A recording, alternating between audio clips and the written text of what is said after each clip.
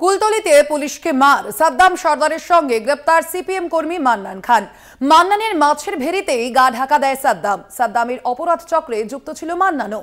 নিজেকে সিপিএম এর সদস্য বলে পরিচয় দেয় মান্নান। দাবি পুলিশ সুপারের, ওই নামে এলাকায় দলের কোনো নেতাকর্মী নেই। পাল্টা দাবি সিপিএম এর। 5 দিনের পুলিশ হেফাজতে মান্নান।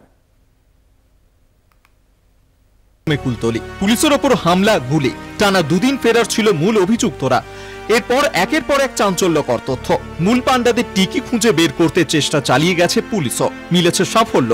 বুধবার রাতেই ধরা পড়েছে কুলতলি কাণ্ডের মাস্টার মাইন্ড সাদ্দাম সর্দার। ধরা পড়েছে সিপিএম কর্মী মান্নান খানও। দাঁড়িয়েছে এই জায়গায়, কিন্তু এর পাশেই কিন্তু যে ভেড়ি, মাছের ভেড়ি, মান্নান খানের সেই মাছের ভেড়িতেই কিন্তু লুকিয়েছিল, গা ঢাকা দিয়েছিল সাদ্দাম। এই 65 বিঘা ফিশারি কিন্তু যে এখন যে লিস্ট নিয়েছে, সেই লিস্ট হচ্ছে মান্নান খানের। এই মান্নান খান কিন্তু এই সাদ্দাম সর্দারকে এখানে থাকার জন্য পর্যাপ্ত ব্যবস্থা করে দিয়েছিল সিপিআইএম নেতা মান্নান খান। ইতিমধ্যেই কিন্তু এখানে খাওয়ার যে মুড়ি থেকে আরম্ভ করে মশার ধূপ এবং এখানে যে নতুন সিম তোলা হয়েছিল, সেই সিমেরও কিন্তু একটা প্যাকেট পড়ে আছে। কে এই মান্নান খান? কি তার রাজনৈতিক পরিচয়? সূত্রের খবর, নিজেকে সিপিএম এর সদস্য বলে পরিচয় দিয়েছেন মান্নান খান। মান্নানের বাবাও একসময় সক্রিয়ভাবে বাম শিবিরের সঙ্গে যুক্ত ছিলেন। মান্নানের পরিচয় কি? মানে এও কি চক্রের সঙ্গে যুক্ত? এও চক্রের সঙ্গে যুক্ত। এর এগেইনস্ট কেস আছে। এর মধ্যে কি ধরনের পরিচয় আছে? নিজেকে তো সিপিএম মেম্বার বলছে। একই সাথে কারবার করে এই যে এদের একটা গ্রুপ আছে, अराउंड 12 থেকে 14 লোকের একটা টিম আছে। এই টিমটাই এটা করে। যদিও মান্নানের পরিবারের দাবি, আগে সিপিএম এর সঙ্গে যুক্ত থাকলেও এখন আর রাজনীতির সঙ্গে তাদের আর কোনো যোগাযোগ নেই।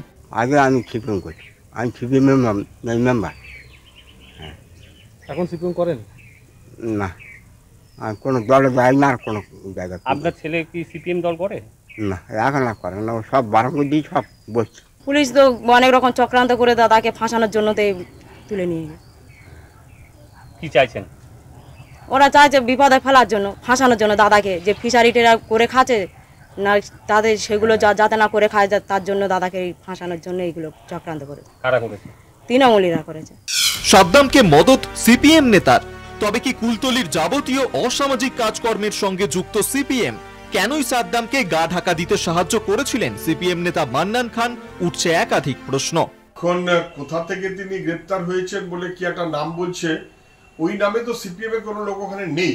মান্নান খান নাকি একটা নাম বলছে সিপিএম এর নেতা ছেড়ে দিন, ওই নামে সিপিএম এর লোক ওখানে কেউ আছে বলে মনে হয় না। এটা একটা ফলস ব্লেম দেবার চেষ্টা করা হচ্ছে, এবং করা হচ্ছে আসলে সাদ্দামকে বাঁচানোর জন্য। বর্ডারকে কেন্দ্র করে যে দুষ্কর্মগুলো হচ্ছে, তাতে border security force directly involved হয়ে আছে। দুর্নীতিগ্রস্ত এই বর্ডার সিকিউরিটি ফোর্স, তারা সজাগ থাকলে এইসব ঘটনা ঘটতে পারে না।